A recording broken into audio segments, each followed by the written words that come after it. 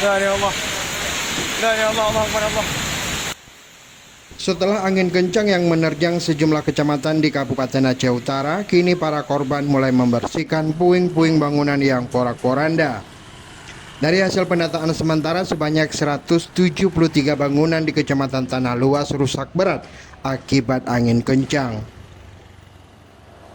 Dari ratusan bangunan itu, diantaranya 90 rumah warga, 6 unit ruko, 3 unit bangunan kafe, serta 70 lapak pedagang sayur, lapak pedagang buah-buahan, hingga lapak pedagang ikan.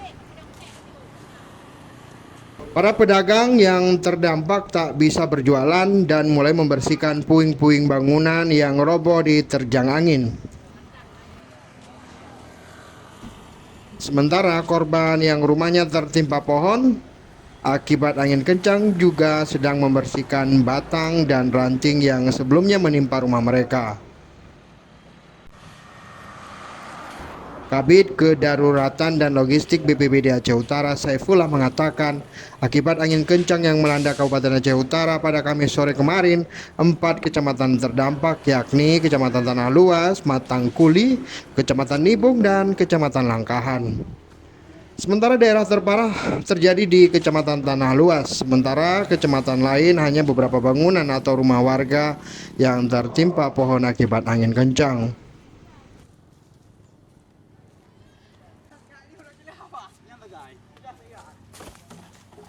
Dari angin kencang semalam itu berarti yang masuk data dari kita berarti 4 kecamatan.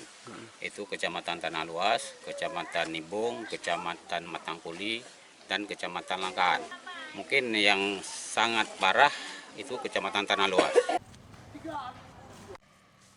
Dari data sementara yang dihimpun, tidak ada korban jiwa akibat bencana angin kencang tersebut.